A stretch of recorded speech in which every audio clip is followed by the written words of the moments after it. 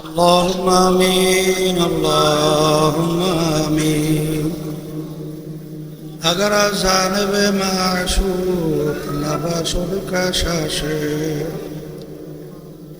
طالب عاشق بیچاره نرسد بجای ও মাবুদ গো এক ফোঁটা পানি দিয়ে এই বুনিয়াদমকে বানায়া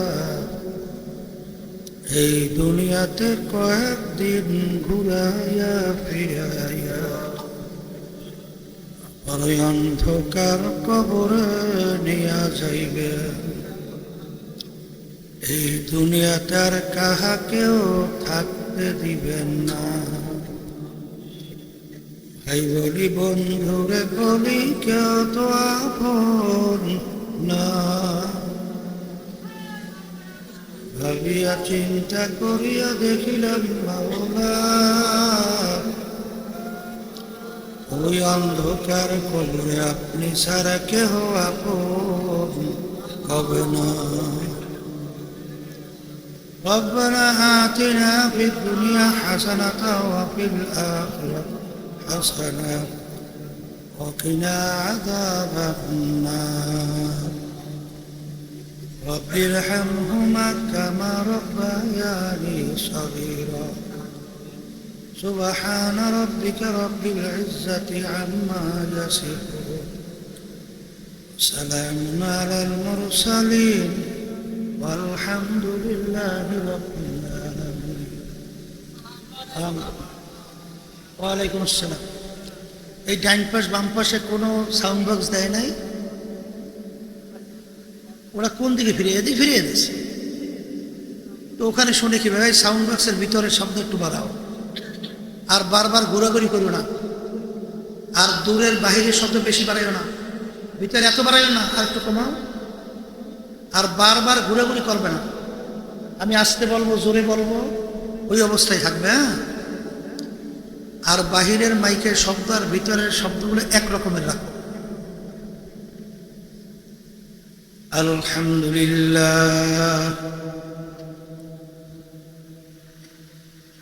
আলহামদুলিল্লাহ নাহমাদুহু ওয়া নাস্তাঈনুহু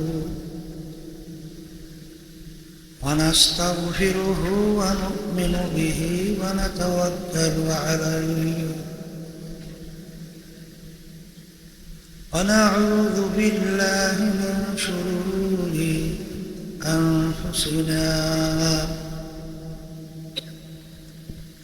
من يهده الله فلا مضل له ومن يضلله فلا هادي له ونشهد أن لا إله إلا الله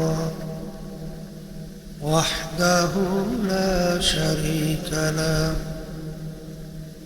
ونشهد أن محمدا عبده ورسوله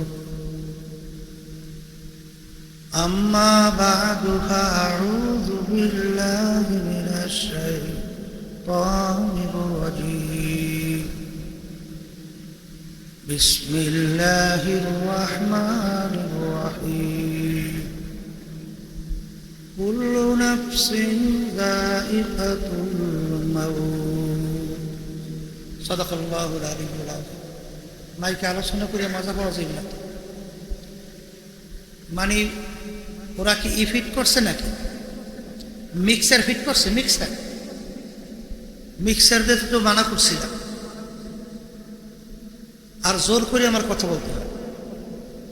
এখানে আস্তে কথা বললে ভিতরে পরিষ্কার টাসটাস শব্দ হবে কিন্তু ভিতরে তো টাসটাস শব্দ হয় না। এখন পারবে তো না?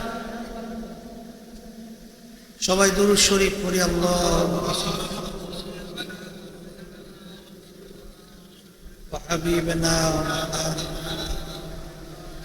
সাল্লাল্লাহু আলাইহি ওয়া সাল্লাম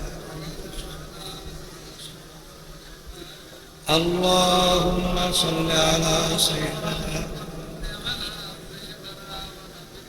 وحبيبنا ومولانا সাল্লাল্লাহু আলাইহি ওয়া আলা আলিহি ওয়া সাহবিহি আল্লাহুম্মা সাল্লি আলা সাইয়্যিদিনা হাবিবিনা ওয়া মাওলানা মুহাম্মদ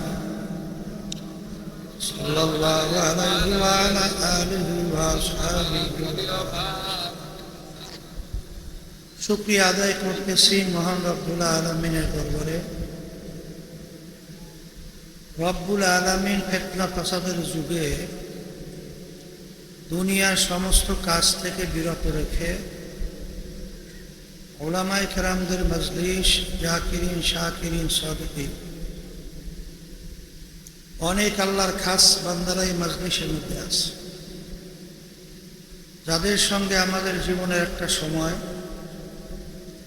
আল্লাহ রাব্বুল আলামিন কাটাবার সুযোগ করে দিয়েছেন। শুকরিয়া তার সবাই বলে আলহামদুলিল্লাহ।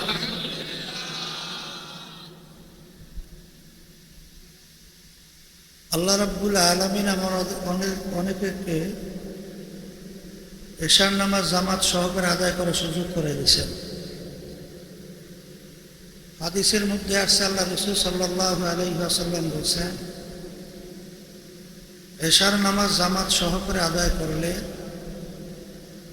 অর্ধরাত্র নফল ইবাদতের ভিতরে লিপ্ত থাকলে যেই পরিমাণ সওয়াব হবে, ওই পরিমাণ সওয়াব রব্বুল আলামিন বান্দার আমলনামায় লিখে দেবেন।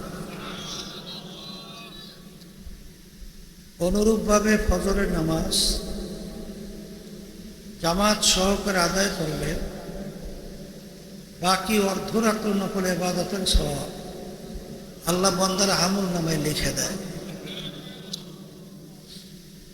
এক কথায় ফজরের নামাজ, এশার নামাজ জামাত সহকারে আদায় করলে সারা রাত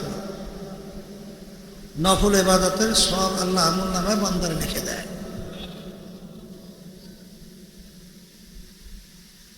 অনেক লোকের কানে মাহফিলের দাওয়াত পৌঁছার পরেও অনেকের সুযোগ থাকা সত্ত্বেও মাহফিলে আসে নাই। আবার তালাশ করলে দেখবেন বহু দূর থেকে কষ্ট স্বীকার করে আমার অনেক ভাইরা এই মাহফিলে পাগলের মতো সুইটে চলে আসে। মান জাদ্দা ওয়াজাবা,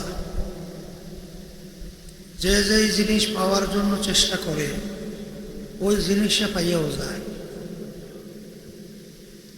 আব্বাজান বলতেন, দিনই মাহফিলে প্রথম থেকে শেষ পর্যন্ত থাইকা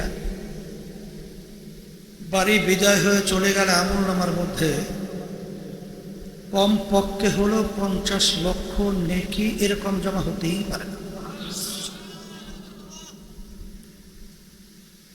নিয়াত যাদের সহি, আল্লাহকে রাজি খুশির উদ্দেশ্যে যারা আসছে, রব্বুল আলামিন লক্ষ লক্ষ নেকিও আমলনামায় দান করবে।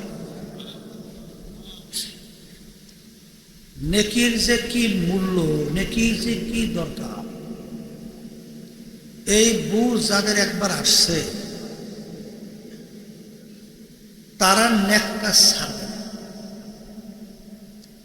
আর যাদের নেকির কোনো বুঝ মূল্য আসে নাই, জোর কইরে পাও ধইরেও নেকির কাজ করানো যাবে না। কথা ঠিক না? একটা নেকির মূল্য সম্পর্কে আল্লাহ রাসূল সাল্লাল্লাহু আলাইহি ওয়াসাল্লাম উহুদ পাহাড়কে ইঙ্গিত করে বলছিলেন, পুরা পাহাড়টা যদি স্বর্ণের হয়ে যায় এর যত মূল্য হবে তুলনা ছাড়া একটা নেকির মূল্য অনেক বেশি। একটা নেকির প্রয়োজন সম্পর্কে আল্লাহ রাব্বুল আলামিন কুরআনুল কারীমের ভিতরে বলছেন, ফামান ইয়ামাল মিসকালা যাররাতিন খায়রান ইয়ারা ওয়া মান ইয়ামাল মিসকালা যাররাতিন শাররান ইয়ারা। রব্বুল আলামিন বলছেন, যাররা পরিমাণ তোমাদের যদি নেকি থাকে তার ফল তোমরা ভোগ করতে পাবে, আর যাররা পরিমাণ যদি গুনাহ থাকে তার ফল তোমাদের ভোগ করতে হবে। যাররা কাকে বলে? কাপড় ধুয়ে নিগড়ে রোদের ভিতরে ঝাড়া দিলে লক্ষ লক্ষ রেণু রেণু দেখা যায়, এক একটা রেণুকে বলা হয় যারা। এই পরিমাণ গুনাহ থাকলেও তার শাস্তি ভোগ করতে হবে, আল্লাহ বলতেছেন। কে বলছেন? আর নেকির সংগ্রহের জায়গা কিন্তু দুনিয়াতে। চিরতরে চক্ষু বন্ধ হওয়ার পরে নেকি সংগ্রহের কিন্তু আর সুযোগ থাকবে না, রাস্তাও খোলা থাকবে। কিয়ামতের ময়দানে একটা নেকির জন্য যদি কেউ থাকে, হাজার চেষ্টার পরও নেকি সংগ্রহের সুযোগ নাই, কেউ দেবে না, দেবেও না। কারণ কিয়ামতের ময়দানটা এত কঠিন হবে, এত ভয়াবহ হবে। আল্লাহ রাব্বুল আলামিন কুরআনুল কারীমের ভিতরে বলছেন, ইয়াউমা ইয়াফিরুল মারউ মিন আখিহি ওয়া উম্মিহি ওয়া আবিহি ওয়া সাহিবাতিহি ওয়া বানিহি লিকুল্লি ইমরিইন মিনহুম ইয়াউমা ইযিন শা'নুন ইউগনি।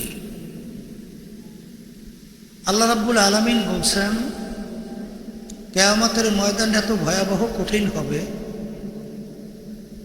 মা পর্যন্ত ওই ভয়াবহতার কারণে সন্তানের পরিচয় না দিয়া সন্তান থেকে ভাইগে যাবে, সন্তান থেকে ভাইগে যাবে। মা যদি সন্তানের পরিচয় না দিয়া ভাগে, তাহলে এখন আপনি চিন্তা করে বলেন তো, মায়ের চেয়ে দ্বিতীয় আপন এর চেয়ে বেশি দ্বিতীয় কে থাকতে পারে? আছে? তাহলে মাই তো সন্তানকে পরিচয় না দিয়ে ভাগবে, তাহলে সেই কঠিন মুহূর্তে কেউ আপনাকে নেকি দেবে, এইটা চিন্তাও করা। তাহলে নেকি সংগ্রহের জায়গা কোথায় বলেন? দুনিয়াতে। এখন যারা মাহফিলে আসছেন, নিয়াজ যাদের সহি, সহি মানে কি? আল্লাহকে রাজি খুশির উদ্দেশ্যেই আসছে। তাদের আমল নামে আল্লাহ কবুল করলে এক দুই নাকি না, লক্ষ লক্ষ নাকি দান করবে। তা আমরা যারা মাহফিলে আসছি, আমরা কিন্তু ঠগি নেই, আমরা জিতছি আলহামদুলিল্লাহ। আর যারা আসে নাই তারা কিন্তু ঠকছে। কিন্তু কথা হলো, আমরা তো বলি জিতছি আর ওরা ঠকছে, কিন্তু এক শ্রেণীর কিন্তু বাংলাদেশে অভাব নাই। তারা কিন্তু আমাদের এই কথাগুলো শোনার পরে গুরুত্ব তো দেয়ই না, বরঞ্চ টিটকারি মারে, হাসাহাসি করে, একজন আর একজনের গায়ের ভিতরে ঢইলা ঢইলা পড়ে। কথা ঠিক কিনা? আবার এক শ্রেণীর দেখবেন আমাদেরকে গালি দেয়, আবার এক শ্রেণীর দেখবেন আমাদেরকে বলে নাউজুবিল্লাহ ধর্মাম ভৌ। আর এক শ্রেণী দেখবেন তারা আমাদেরকে বলে হুজুররা এই দেশটা রেখাইল। কথা ঠিক কিনা? আমি আমার ভাইদেরকে বলবো, পর্দালে মা বোনদেরকে বলবো, শোনেন, আল্লাহ রাব্বুল আলামিন আমাদেরকে সৃষ্টি করছেন, এরপর আল্লাহ রাব্বুল আলামিন আমাদেরকে দুনিয়াতে পাঠাইছে। পাঠাবার পরে আল্লাহর একটা উদ্দেশ্য আছে না? উদ্দেশ্যটা কি? এইটা জানাবার জন্যই, পথ দেখাবার জন্যই আল্লাহ রাব্বুল আলামিন যুগে যুগে নবী রসুলদেরকে পাঠাইছে। এই নবী রসুলদের সংখ্যা প্রায় 1,02,24,000। শোনেন না? নবী রসুলদের সংখ্যা। শেষ নবী আমাদের নবী মুহাম্মদুর রাসূলুল্লাহ সাল্লাল্লাহু আলাইহি ওয়াসাল্লাম, আল্লাহর হাবিবকে আল্লাহ রাব্বুল আলামিন দুনিয়াতে পাঠাইয়া উদ্দেশ্যটা কি? আল্লাহ রসুল বলতেছেন, বুইসতু মুআল্লিমা। আল্লাহ রাব্বুল আলামিন আমাকে পাঠাইছে ওস্তাদ হিসাবে, শিক্ষক হিসাবে। কি হিসাবে? এখন আল্লাহ নবী সাল্লাল্লাহু আলাইহি ওয়াসাল্লাম শিক্ষক হতে হলে ছাত্র লাগবে না? তার ছাত্র হলো বলেন সাহাবায়ে কেরাম। কারা? এই সাহাবায়ে কেরামদের সংখ্যা প্রায় 1.5 থেকে 1.5 লক্ষের কাছাকাছি। তা আল্লাহ রাব্বুল আলামিন তার রাসূলকে দুনিয়াতে পাঠাইছেন উস্তাদ হিসাবে। আল্লাহ রাব্বুল আলামিন সরাসরি সাহাবায়ে কেরামদেরকে নিজে আমল ট্রেনিং দিয়েছেন, শিক্ষা দিয়েছেন। যেমন দেখবেন হাদিসের ভিতরে আসছে, আল্লাহ রাসূল সাল্লাল্লাহু আলাইহি ওয়াসাল্লাম বলেন, সাহাবী নামাজ পড়ছে, বলতেছে তুমি নামাজ আবার পড়ো। নামাজ আবার পড়ছে, বলে আবার পড়ো। এরপরে বলতেছেন আমি যেভাবে পড়ি ওইভাবে পড়ো। কথা ঠিক না বেঠিক? তাহলে আল্লাহ রাসূল সাল্লাল্লাহু আলাইহি ওয়াসাল্লাম সাহাবায়ে কেরামদেরকে শিক্ষা দিয়েছেন 2টা রাস্তা। কয়টা? একটা হলো চিরস্থায়ী শান্তির জায়গা আখিরাতে বেহেশত, আর একটা হলো শাস্তির জায়গা জাহান্নাম। কথা ঠিক কিনা? কোন রাস্তায় চললে, কোন আমল করলে চিরস্থায়ী শান্তির জায়গা বেহেশতে যাওয়া যাবে, এইটা আল্লাহ রাসূল সাল্লাল্লাহু আলাইহি ওয়াসাল্লাম সাহাবায়ে কেরামদেরকে শিখাইছেন না? কোন রাস্তায় চললে জাহান্নামে যাবে এটা শিখাইছেন না?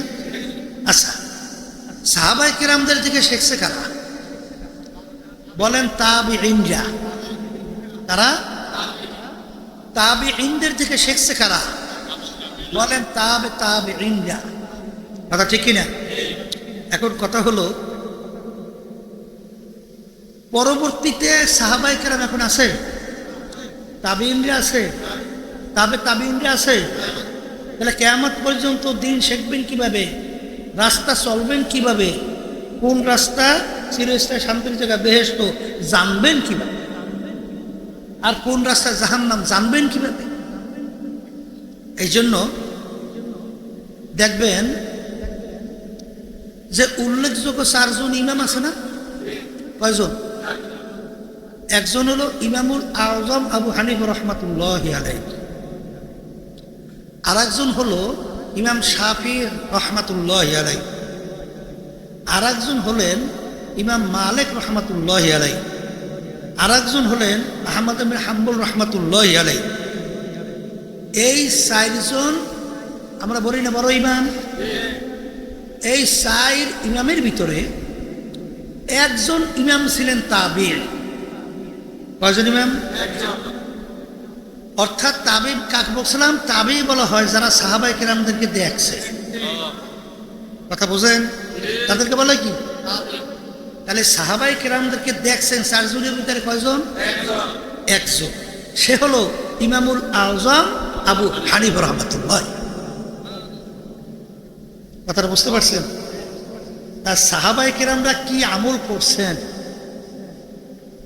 সাহাবায়ে কেরামরা কোন পথে কিভাবে চলছেন, এইটা 3.5 হাত বডি, ব্যক্তিগত জীবন, পারিবারিক জীবন, সামাজিক, অর্থনৈতিক, কামাই, খরচ, রাজনৈতিক, আন্তর্জাতিক সর্বক্ষেত্রে সরাসরি আবু হানিফা রাহমাতুল্লাহি আলাইহি সাহাবায়ে কেরামদের আমল দেখছেন।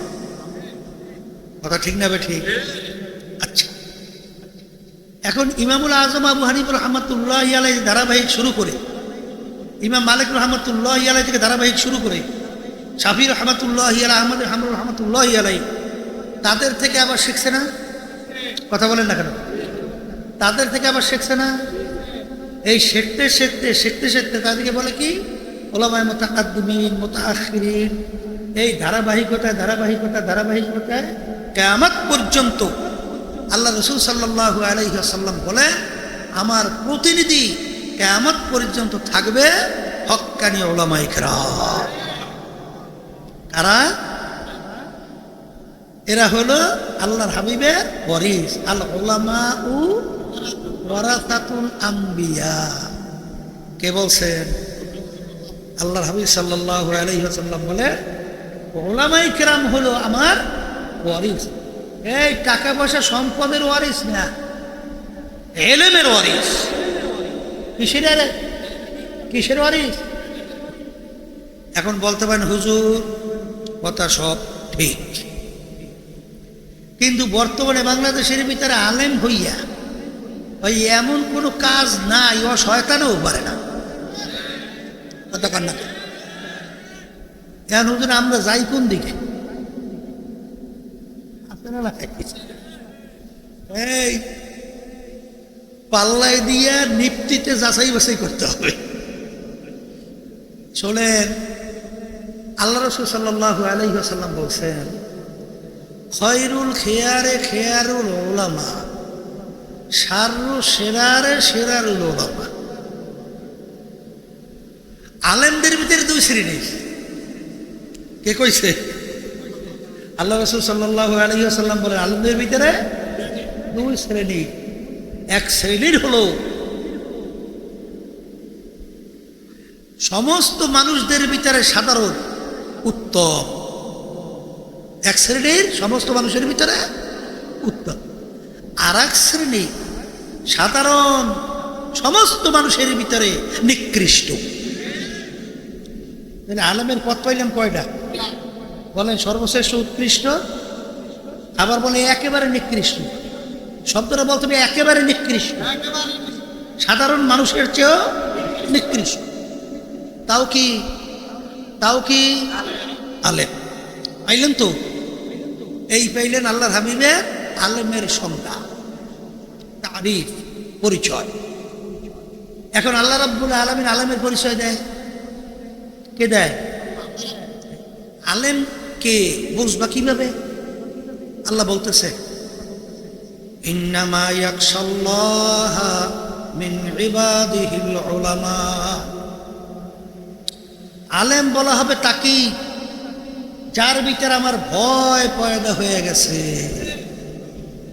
যার ভিতরে আমার ভয় আছে, যার ভিতরে তাকওয়া আছে, সে হলো প্রকৃত আলেম। কথা বলে না? কথা ঠিক? এখন আমার বাজানদেরকে বলবো, বাজান, সব আলেমের পদাঙ্ক অনুসরণ করা যাবে না। যেই আলেমের ভিতরে আল্লাহর ভয় পয়দা আছে, আল্লাহর ভয় পয়দা হয়েছে কাদের ভিতরে বুঝবেন কেমনে? ওয়ানাহান নাফসা আনিল হাওয়া ইন্নাল জান্নাতা হিয়াল মাওয়া। যেই আল্লাহর বান্দা বান্দিরা, যেই আলেমরা আল্লাহর আযাব ও গজবের ভয় নিজেকে গুনার থেকে ফিরায় রাখবে, তার জন্য আল্লাহ রাব্বুল আলামিন বেহেশতে সুসংবাদ দিচ্ছে। কথা ঠিক কিনা? এই আল্লাহর বান্দারা, আল্লাহ হাবিব সাল্লাল্লাহু আলাইহি ওয়াসাল্লাম বলে, আল ইলমু বিলা আমালেন কা জামালেন বিলা রূহেন, আল ইলমু বিলা আমালেন কা বাইতিন বিলা সাতেন, আল ইলমু বিলা আমালেন কা থামারেন বিলা সাজারেন, কা সাজারেন বিলা থামারেন, আও কামা ক্বালা আলাইহিস সালাতু ওয়াসসালাম। আল্লাহ হাবিব সাল্লাল্লাহু আলাইহি ওয়াসাল্লাম বলেন, আলেম বলা হবে তাকে যার ভিতরে ইলম অনুযায়ী আমল আছে। বলেন, ইলম অনুযায়ী আমল আছে। আর যার ভিতরে ইলম অনুযায়ী আমল নাই, যেরকম আপনি এই মসজিদ বানাইছেন, ছাদ নাই, মসজিদের মূল্য কি? রুহ আছে না? রুহ নাই, উট আছে। উটের কি নাই? রুহ নাই। এই মরা উটের দাম কি আছে? আল্লাহ হাবিব বলেন, গাছ আছে ফল নাই, এই আম গাছের কোনো মূল্য আছে? তাহলে বোঝা গেল সেই আলেম দাবি করিয়া ইলম অনুযায়ী আমল নাই, ওইটাও ওরকম কোনো মূল্য নাই। বর্তমানে দেখা যায় বাংলাদেশের মধ্যে এক শ্রেণী ইসলামের নাম দিয়া বলতে গেলে পা হইতে মাথা পর্যন্ত সব মিথ্যা ভরা, শুধু মিথ্যা মিথ্যা মিথ্যা। আছে না? শোনেন, ভালো করে বোঝা লাগবে। আল্লাহর হাবিব উপাধি পাইছিল আল আমিন, অর্থ কি সত্যবাদী। আবু বকর রাদিয়াল্লাহু তাআলা উপাধি পাইছিল সিদ্দিক, সত্যবাদী, ঠিক কিনা? আল্লাহ রাব্বুল আলামিন যে চলার জন্য বলছেন, যাদের উপর আল্লাহ রাজি খুশি হয়েছেন, মিনান নাবিয়িনা ওয়াস সিদ্দিকিনা ওয়াস শুহাদাই ওয়াস সালিহিন। তা মিনান নাবিয়িনা ওয়াস সিদ্দিকিনা, সিদ্দিকিন অর্থ কি বলেন? সত্যবাদী। তাহলে আল্লাহ রাব্বুল আলামিন রাজি খুশি হয়েছেন, নেয়ামত বর্ষিত হয়েছে কাদের উপরে বলেন? সত্যবাদীদের উপরে। আবার বলেন কাদের উপরে?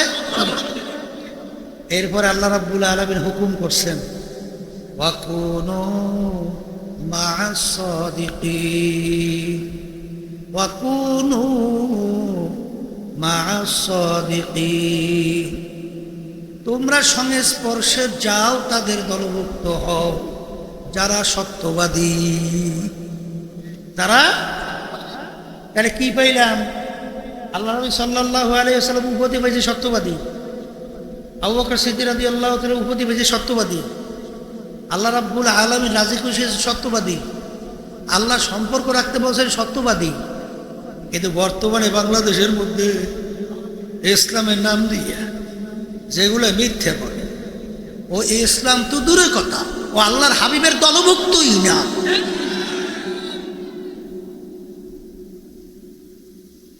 মিথ্যা বলে খ্রিস্টান ইহুদিরা। ইরান আমেরিকা যুদ্ধ চলতে আছে, পেপার পত্রিকায় যত কথা শোনে, মিথ্যা কইছে কারা? কথা কয় না। হাদিসের মধ্যে আসছে, আল্লাহ রাসূল সাল্লাল্লাহু আলাইহি ওয়াসাল্লাম বলেন, আল কিযবু ইউহলিক, মিথ্যাবাদীরা ধ্বংসপ্রাপ্ত। বলেন মিথ্যাবাদীরা দুনিয়াতেও আখিরাতেও।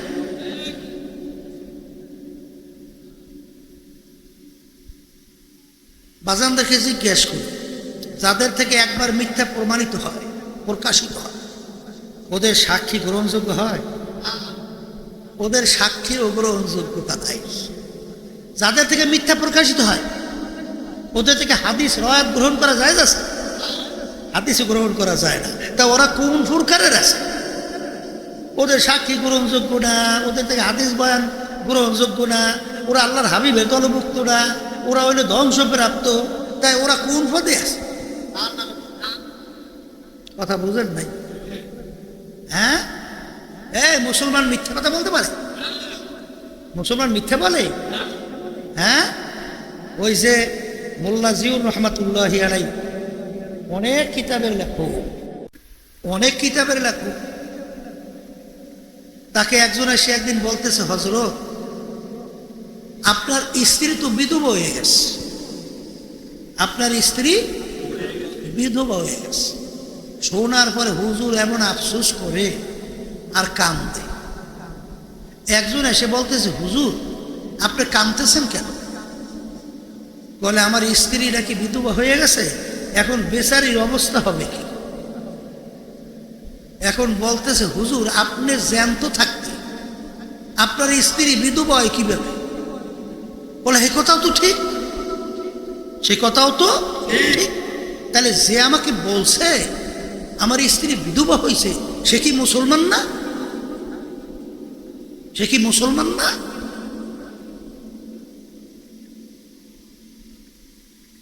হায় রে হা! তাই কখনোই মিথ্যাবাদীদের উপর আল্লাহর রহমত আসে না। মিথ্যাবাদী ধ্বংসপ্রাপ্ত।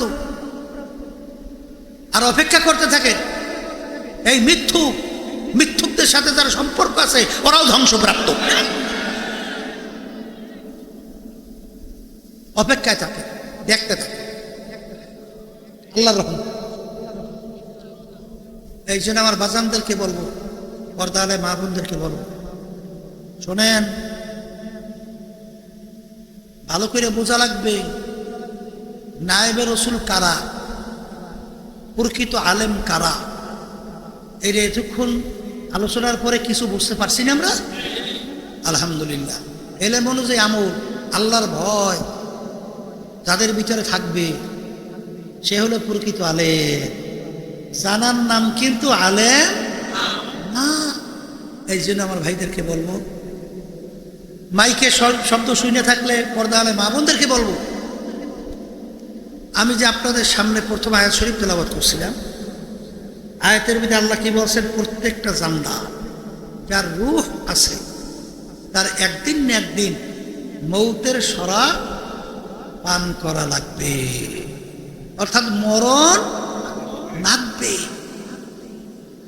ওয়ালাউ কুনতুম ফি বুরুজিন মুশাইয়াদা, কেউ যদি শক্ত পাথরের পাহাড় কাইটাও লুকাও, সময় মতো মালাকুল মাউত হাজির, দুনিয়ার কোনো শক্তি তোমাকে রাখতে পারবে না। পারবে? এই মুসা আলাইহিস সালাতু ওয়াস সালাম আল্লাহর সঙ্গে কথা বলতেছে, আল্লাহ রাব্বুল আলামিন বলেন, হে আমার নবী মুসা বলেন আপনি কি আমার কাছে চান? মালিক কি চাবো? হায়াত, আল্লাহ হায়াত, কি নেক হায়াতের সঙ্গে হায়াত বাড়ানো, নেকের সঙ্গে হায়াত। মালিক কি পরিমাণ হায়াত দিবেন? প্রত্যেক পশমের বিনিময় 500 বছর কইরা, এক একটা পশমের বিনিময় 500 বছর। তাহলে শরীরের ভিতরে পশমের সংখ্যা কত? তাহলে প্রত্যেক পশম হিসেব করেন 500, কত বছর? 500 বছর করে এখন হায়াত পায় কয় বছর? শেষ আছে হিসাবে? মুসা আলাইহিস সালাতু ওয়াস সালাম বলে, মালিক পাইলাম প্রত্যেক পশমের বিনিময়ে 500 বছর, এরপরে মালিক কি হবে? আমার মালিক বলেন, হে আমার নবী মুসা, এরপরে মৌতের শরাব পান করতে হবে, এরপরে মরণ লাগবে। নবী বলেন, মালিক আর হায়াত বাড়ানো দরকার নাই, আর দরকার নাই, আমি প্রস্তুত, আজরাইল পাঠান,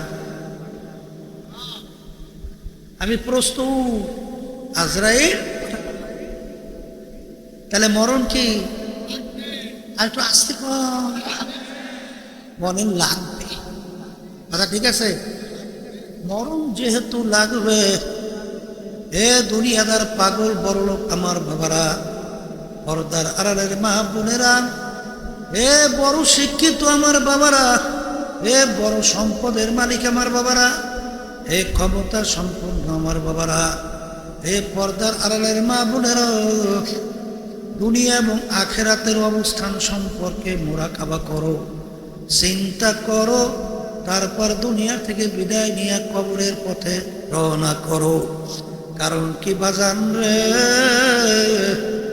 দুনিয়ার যে কোনো কাজের ভিতরে 5 বারও যদি কেউ ঠগো, আবার ওই কাজের ভিতরে চেষ্টা করলে জিতবার আশা করা যায়। কিন্তু কবরের যাত্রীরা, তোমার আমার সামনে আখিরাতের 5টা মামলা, মৌতের মামলা, কবরের মামলা, কিয়ামতের ময়দানের মামলা, মিজান পুলসিরাতের মামলা। এই মামলায় যদি একবার কেউ ঠগো আর দ্বিতীয়বার দুনিয়াতে আসা বিল কইরা জিতবার কিন্তু আর আশা নাই। আর দুনিয়া মাজরাতুল আখিরা, এই দুনিয়াটার আখিরাতের মামলার তদবিরের জায়গা। এর জন্য সাহাবায়ে কেরামদের ইতিহাস পড়লে দেখবেন, আল্লাহর ওলিদের ইতিহাস পড়লে দেখবেন, বাজার মৌত পর্যন্ত কানতে কানতে মাওলার কবরে গেল। আখিরাত সাহাবায়ে কেরামদের ইতিহাস পড়লে দেখবা, বাজার ওমর ফারুক রাদিয়াল্লাহু তাআলা আনহু অর্ধেক দুনিয়ার মতো প্রায় রাজত্ব করলেন, বাংলাদেশের মতো প্রায় 200 দেশের রাজা। বাজান তার ইতিহাস পড়লে দেখব, অনেক সময় রাস্তা দিয়ে হাঁটে, হেজা কুটার নাড়া রাস্তার থেকে উঠাইয়া হাতের ভিতরে তাকাইয়া তাকাইয়া 2 চোখের পানি ফালায়, আর কান দেয়ার ডাক দিয়া বলে, হে ফেজা কুটা নাড়া, তুই আমার চেয়ে অনেক ভালো, তোর কোনো জাহান্নাম নাই, তোর কোনো আযাবের কোনো ঘোষণা নাই, ওই মাটির সঙ্গে মিলা যাবে। কিন্তু আমি ওমর মানুষ, আমার মালিক যদি আমাকে মাফ না করে, ওই 1 সেকেন্ডের আযাব সহ্য করার শক্তি আমার নাই। বাজান অর্ধেক দুনিয়ার রাজা বেহেশতের সুসংবাদ পাইল। এ আল্লাহ, ইতিহাস পড়লে দেখবে ওমর ফারুক রাদিয়াল্লাহু তাআলা আনহু এই আল্লাহর ভয়, আল্লাহর আযাব ও গজবের ভয়, কাঁদতে কাঁদতে গালের ভিতরে 2টা কালো দাগ পড়ে গেছিল। লোকেরা বলে আমি কালো দাগ ভালো দেখা যায় না, ঔষধ লাগানো ভালো হবে। তিনি বলেন, আমার সাথীরা, আমার মালিক যখন জিজ্ঞাসা করবে ওমর কি আমল নিয়ে আসছো, আমি বলবো মালিক তোমার ভয়, তোমার জাহান্নামের ভয়, তোমার আযাব ও গজবের ভয়। কাঁদতে কাঁদতে গালের ভিতরে দাগ পরাইয়ে নিয়ে আসছে। আল্লাহু আল্লাহ, আল্লাহর বান্দারা, আসলে তোমার আমার ইমানের অবস্থান, সাহাবায়ে কেরামদের ইমানের অবস্থান আর বাজান একবারে কমে ইমানের উপরে মজবুতি, মানে ইমানের মজবুতির উপরে ভিত্তি কইরা যার ইমান যত নির্ভেজাল মজবুত, তার সবের তত পরিমাণ বাইরা যায়। এই জন্য আমার বাজানদেরকে বলবো, ওসমান গনি রাদিয়াল্লাহু তাআলা আনহু, আলী রাদিয়াল্লাহু তাআলা আনহু, বাজান আল্লাহর সাহাবায়ে কেরামদের ইতিহাস পড়লে দেখবেন, আল্লাহর ওলিদের ইতিহাস পড়লে দেখবেন, বড় পীর আব্দুল কাদের জিলানী রাহমাতুল্লাহ আলাইহি, বাজান তাদের ইতিহাস পড়ে দেখো। আরে আল্লাহর ঘরের সঙ্গে মাথাটারে টাকা আর করু জুড়ে 2 চোখের পানি সাইরা কান্দে আর বলে, এ আমার দয়ার মালিক, আপনি যদি আমাকে মাফ নাই করেন, কিয়ামতের ময়দানে আমাকে অন্ধ কইরা উঠায়া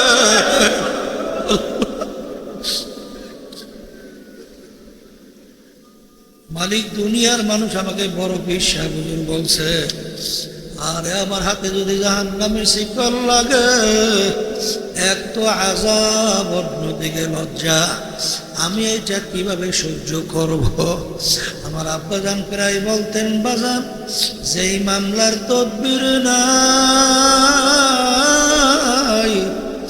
ওই মামলারও কিন্তু খালাস না।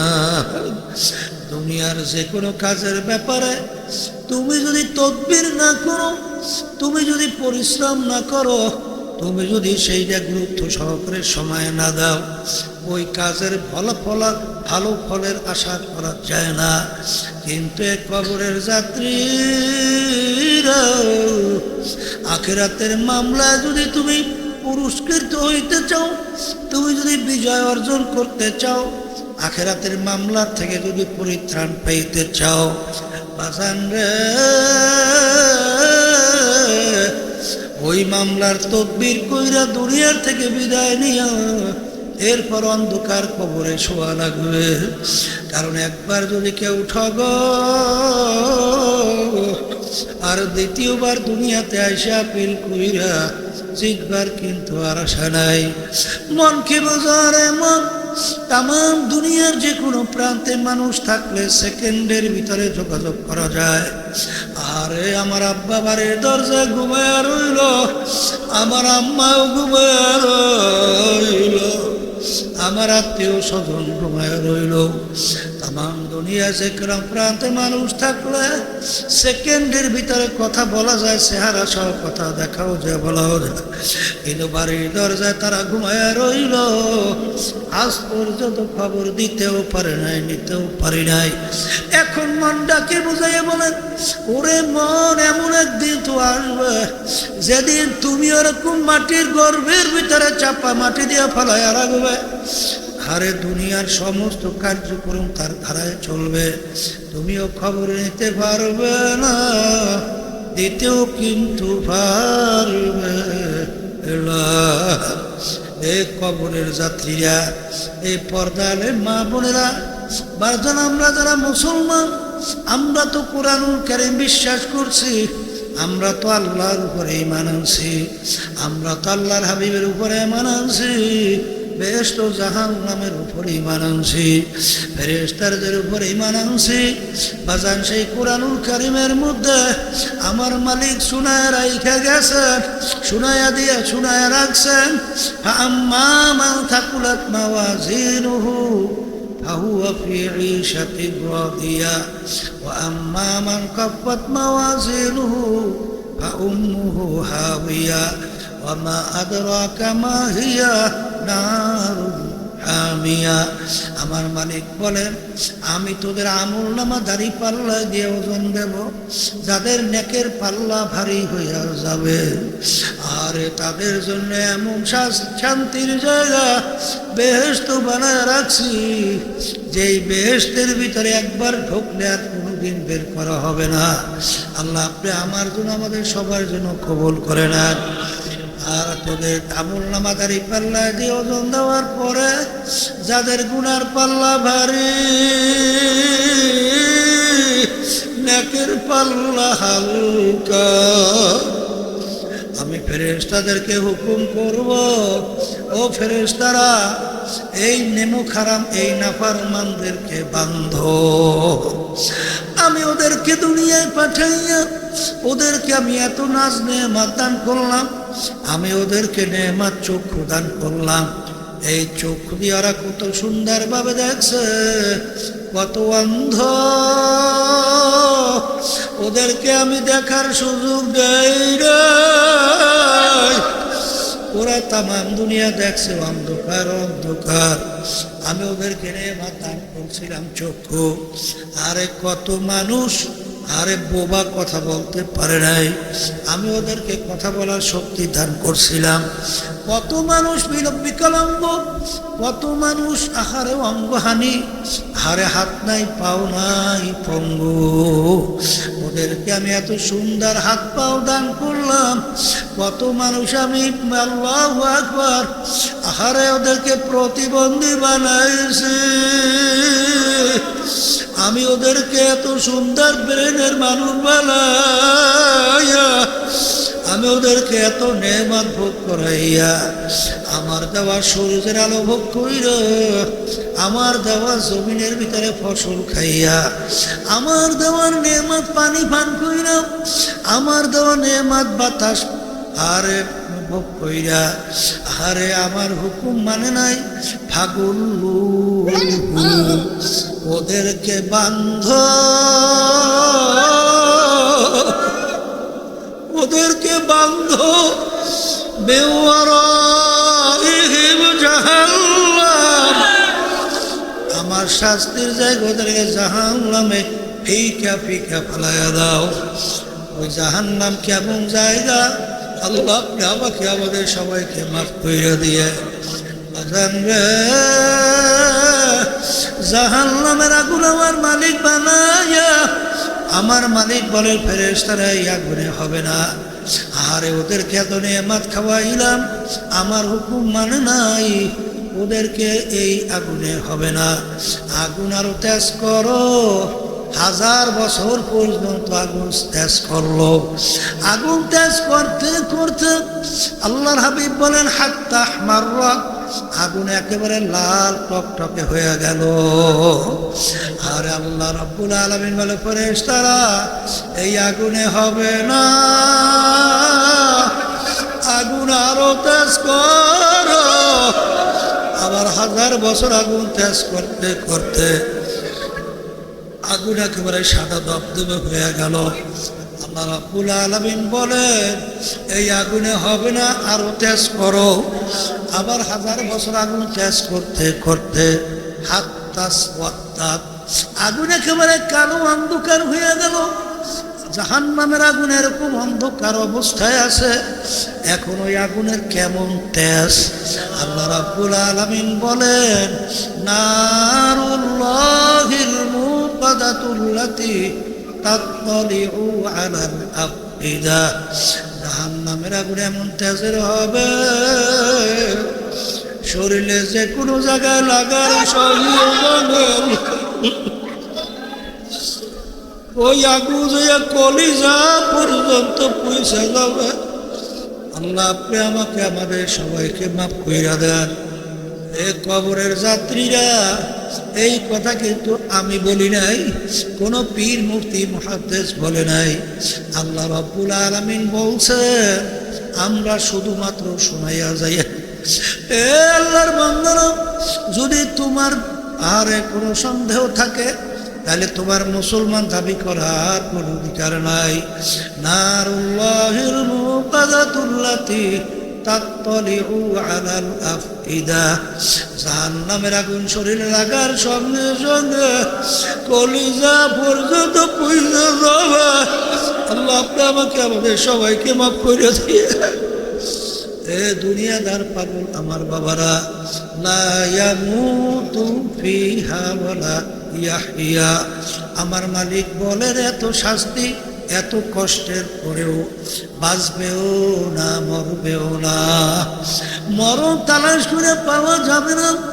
জাহান্নামের আগুনে নাফরমান জ্বলতে জ্বলতে আল্লাহ রাব্বুল আলামিন কুরআনুল কারীমের ভিতরে বলেন, কুল্লামা নাদিজাত জুলুদুহুম বাদদালনাহুম জুলুদান গায়রাহা, জাহান্নামের আগুনে জাহান্নামীরা জ্বলতে জ্বলতে ওদের শরীরের চামড়াটা শরীর থেকে পৃথক হইয়া জমিনের ভিতরে ধারাস করিয়া পড়িয়া যাবে। লা ইয়ামুতু ফিহা ওয়ালা ইয়াহইয়া, মরবেও না বাঁচবেও না, আবার নতুন চামড়া জগতাইয়া যাবে। এ দুনিয়াদার পাগল আমার বাবারা, জাহান্নামীরা জাহান্নামের আগুনে জ্বলতে জ্বলতে আহারে পানির পিপাসা, আহারে চিৎকার করবে, পানি পানি পানি। জাহান্নামীদের রক্ত পুষ গরম কইরা আমার মালিক বলে, ফেরেশতারা সামনে ধরো।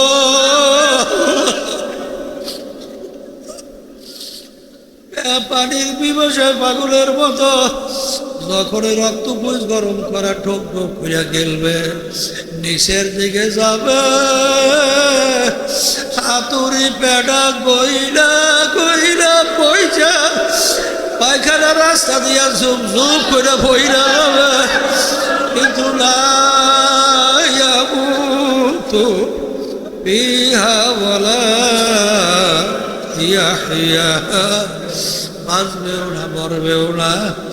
এই জন্য আমার বাজানদেরকে বলবো, পর্দা আলে মা বোনদেরকে বলবো, মুসলমান বলতেই কিন্তু মন চায় গুনার থেকে ফেরবে, নেকের কাজ করবে, নেকের পাল্লা ভারী করবে, আর এই গুনার পাল্লা হালকা নিয়া ইমানকে নির্ভেজাল মজবুত কইরা তারপর অস্থায়ী জিন্দিগি দুনিয়ার থেকে বিদায় নিয়া স্থায়ী জিন্দিগি আখেরাতের জিন্দিগি থেকে রওনা করবে।